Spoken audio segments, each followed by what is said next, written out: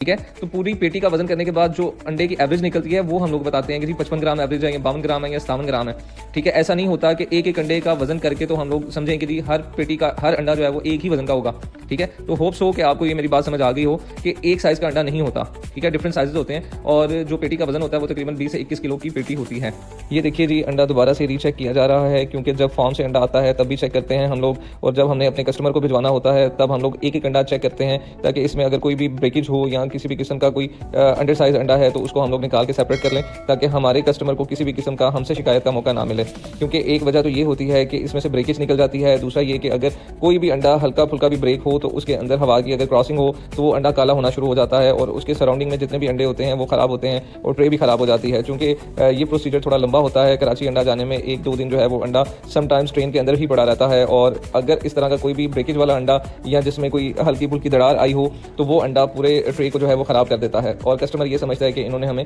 ख़राब अंडा भेजा। इसीलिए हम कोशिश करते हैं कि 2 से 3 दफ़ा हमारे प्रोसीजर से होके तो फिर कस्टमर के पास अंडा पहुंचे, ताकि बिल्कुल फ्रेश हो। इसीलिए हम लोग अपने कस्टमर को 1 हफ्ते की गारंटी देते हैं कि अगर 1 हफ्ते के अंदर अंडा ख़राब हो या अंडे में कोई भी मसला निकले तो हम लोग उसकी जिम्मेदारी उठाते हैं। तो ये देखिए जी, अंडा जो है वो सारा सॉर्टिंग करने के बाद 6-6 ट्रेज की पैकिंग करके एक साइड पे रखा जा रहा है, क्योंकि ये अंडा सारा चेक हो चुका है। तो अब इसके ऊपर जो है वो ट्रेज लगेंगी, 2 ट्रेज नीचे लगाते हैं और 2 ही ट्रेज ऊपर लगाई जाती हैं, ताकि अंडा जो है वो अगर नीचे या ऊपर की तरफ से अगर कोई भी किसी भी किस्म का वजन पड़े तो अंडा जो है वो टूटे नहीं। ठीक है, ये देख सकते हैं डबल ट्रेज लगाने का मकसद यही होता है कि अंडे में किसी भी किस्म की ब्रेकेज ना आए। तो इस तरीके से जी ये सारी जो है वो ट्रेज पैक हो चुकी हैं और अब इसको डोरी लगाई जा रही है। डोरी लगाने का मकसद ये होता है कि अंडा जो है वो हिले नहीं। ठीक है जी, और इसको 2-2 साइडों से जो है वो डोरी लगाई जा रही है। डोरी लगाने के बाद इसको अब कॉटन में पैक किया जाएगा, वो भी सारा प्रोसीजर जो है वो आपको दिखाया जाएगा। ये देखिए जी, इस तरीके से 6-6 ट्रेज का बंडल लगता है, और बंडल लगाने के बाद जो है वो इसको सेपरेट करके 2-2 बंडल जो है वो कॉटन के अंदर पैक किए जाएंगे। तो ये सारा प्रोसीजर दिखाने का आपको मकसद यही है कि आप सबके जहन में ये चीज़ हो